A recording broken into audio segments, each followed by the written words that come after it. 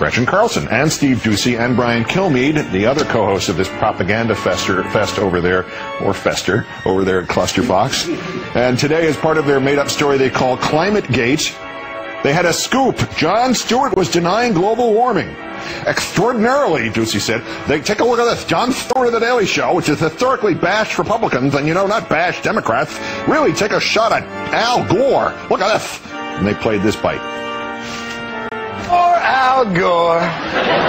Global warming completely debunked via the very internet you invented. Oh, the irony. The irony. And the Three Chipmunks came out and talked with Michelle Malkin about how even Jon Stewart was saying global warming had been debunked. Oh, the irony. In fact, Clusterfox used only a sliver of Stewart's remarks in order to utterly twist their meaning and to hide the nasty little detail about the Fox ClimateGate story. Here's the whole thing. Poor Al Gore. Global warming completely debunked via the very internet you invented. Oh, the irony. The irony.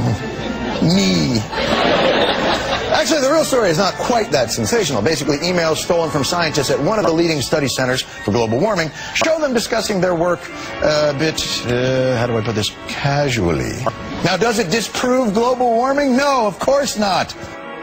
So Fox, which has twice showed the wrong video to make it seem like a poorly attended event had been drawn a much larger crowd, attributed this to on-screen errors. No doubt this example of using a tenth of the Jon Stewart soundbite completely out of context. This was made by an office assistant or a temp, or possibly some homeless person who wandered into the control room and took over the show. Couldn't possibly be another example of Rupert Murdoch's moral sellouts committing journalistic three-card Monty to advance a fraudulent political agenda. Of course not. Just the fault of Carlson, Doocy, and Kilmeade. But even if they're just the paid-to-play patsies, they are still today's worst persons in the world.